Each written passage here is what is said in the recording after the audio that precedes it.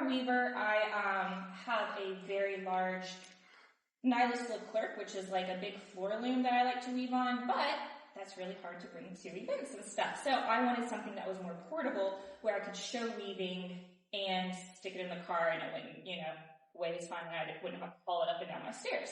So, weaving or tapestries at their core are just woven material, generally either in a pattern or picture. Tapestry weaving tends to be more pictorial as opposed to designs, because tapestry weaving really allows you to get more detail into it. You're weaving each individual fiber instead of having a loom that lifts a bunch of fibers at once up and down.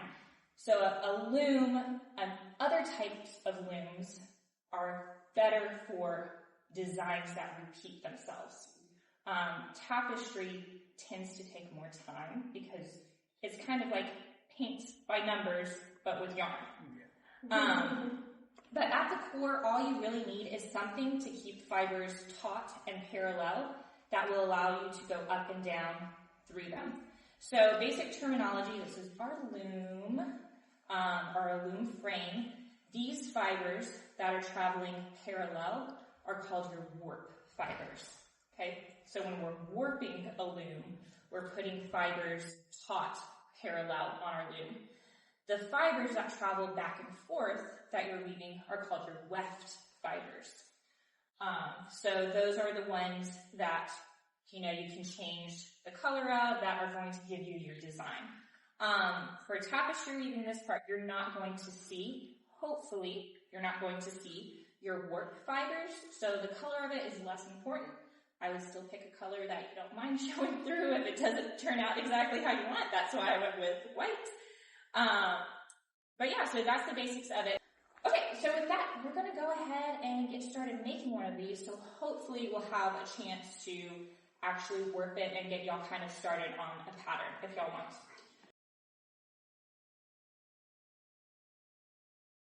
A good thickness of yarn. So if it's going to be too thin, if it's going to be thinner than your warp fiber, then you'll just need a lot more of it and you won't get more detail. So there's really not a reason. If you go too big, then it could start to distort your weaving. So a happy goal, a happy medium is about a fiber length apart to choose your warp and your weft. Once you have the 1 inch marked down on both your top and your bottom, wait, don't do top and bottom. I apologize, that's my bad.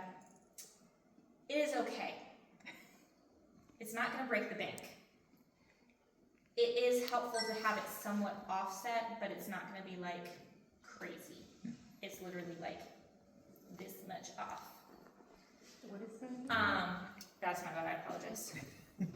Yeah, that's and fine. off from the inch, you mean? Yeah, so I forgot, whenever we do the inches and then we separate them into thirds. When we're weaving, we generally want the long side, the long way, so this would be your top and bottom. So this, starting from the inside of your frame, go about 1 inch out and start making marks 1 inch all the way down on your top and bottom, okay? So for you, that would be, on the about inside right here. of this? Yes, ma'am. Yep, so 1 inch. So where do you want the mark? Where is easy for you to see. Like on the top or the side? On the top. That's where if this is going to be the marker, start to do it on this one, on this side, because this is going to be your top and bottom. Because this is going to be our indicators for where we're going to put our nails to make our warp. So you can see on this one, we're marking off where we're going to be putting these nails along the top and the bottom. That should be fine. Time, but I'm going to give you a quick rundown. So hopefully, once you're home and you finish your looms, you can kind of have an idea of where to go next. And like I said, really great book. If you are interested, you can pick it up at thrift stores or online thrift bookstores pretty easily. So the main thing you are wanting when you are warping is consistent tension. Because if you have, take it from me, with warping my giant loom, if you have a spot that does not have as much tension, it will cause ripples in your weaving. It will cause your weaving to do all sorts of wonky things. So that's why I recommend whenever you are warping, warp in one sitting. Do not half do it and then come back later, because even though you think you're going to be consistent, your muscle tension might go, maybe you're more tired or something. So the way you're going to work for this first work that I recommend, we're only going to do 8 inches on your loom. I went crazy with mine first time. I was like, no, just do the whole thing. Learn from my mistakes. So only do 8 inches. So what you're going to do is at your top bar, you're going to take this and wrap it around a couple times. Okay, you can tie it off, the tail off, you know, onto your bar, and then back and forth, up and down on your nails. You don't knot it? You can tie it at the beginning onto it if you want, and then wrap it around a couple times. Up and down, back and forth. Before you tie it off, what I would do is wrap it around to finish. You know, you'll come back to either your top or your bottom, wherever it lands, it's fine. Wrap it around a couple times. Don't tie it yet. Close your eyes and run your finger over it. Because closing your eyes and just putting all your senses into feel will tell you much better where your tension is, if there's a loose spot or not. So if you find a loose spot, one that's too tight, go back and make little adjustments until you run your fingers over it and it's all about the same tension. Now you don't have to get absolutely crazy, like, oh my gosh, that one's like, you know, it doesn't have to be absolutely perfect, but you don't want any obvious, you know, changes in tension. So once you're satisfied with that, you know, tie it off like you did at the beginning, and then we will slide our dowels in. So you have 4 dowels, and the dowels are there just to, whenever you start weaving, right, you have this spot at the bottom where, because your nails are just there to hold your string, maybe it's a little wonky. I kind of cheated and pushed mine down right to the edge of my frame, but now, looking back, I'm probably going to have trouble getting it off on the bottom without my tension being all messed up. So, learn from me, use your dowels, and that will help make your warp threads more even too, because when you first start weaving, these are a little loose, a little all over the place. So, you're going to have 4, 3 at the bottom, and 1 at the top, and what you're going to do is, I'm pretty sure you all know how to create over and under patterns, right? So it doesn't matter which way you start with your first dowel.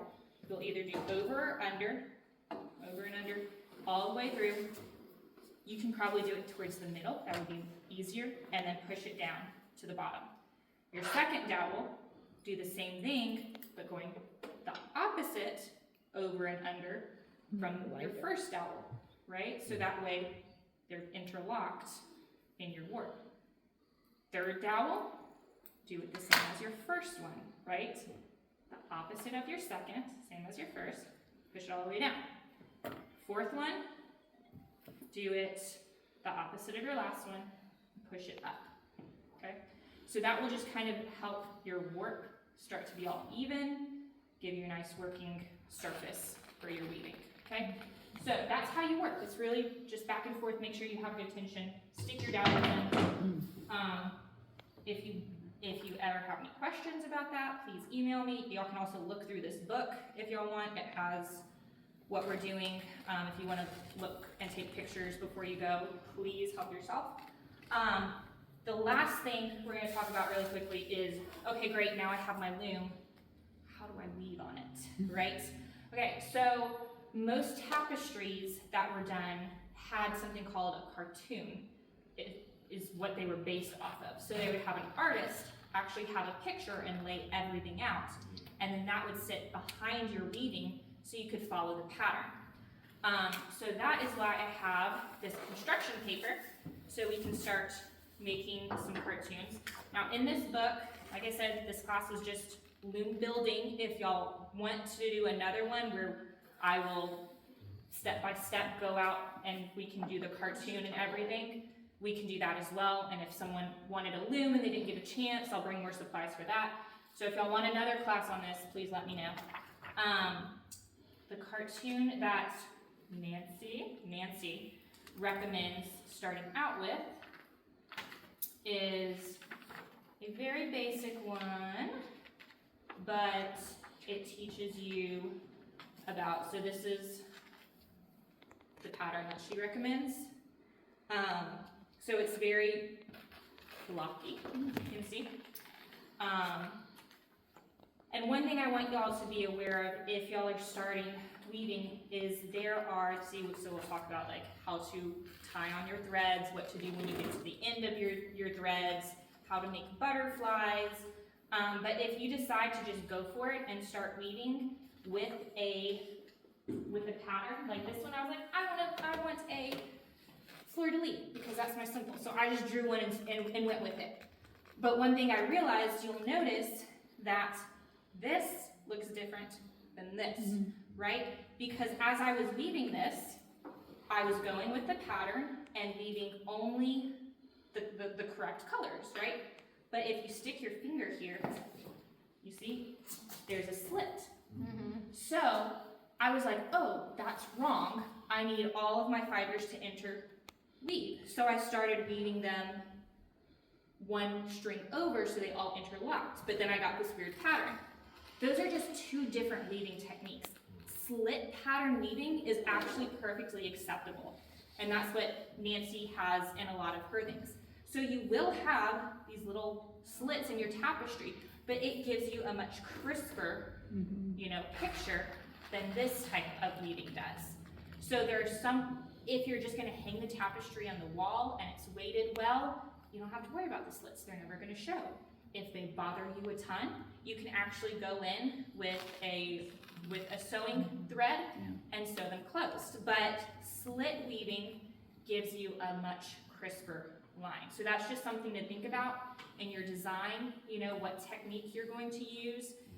Maybe you want a cool faded checked pattern, and further in the book she goes about how to blend different things to make gorgeous, vivid pictures. I'm not there yet. I'm just trying to help y'all with what I've learned so far. But, so just be aware, it might not be wrong because you have a hole in your weaving. So, but that's the spiel I wanted to give y'all, so if y'all want to go ahead and give it a try yourselves,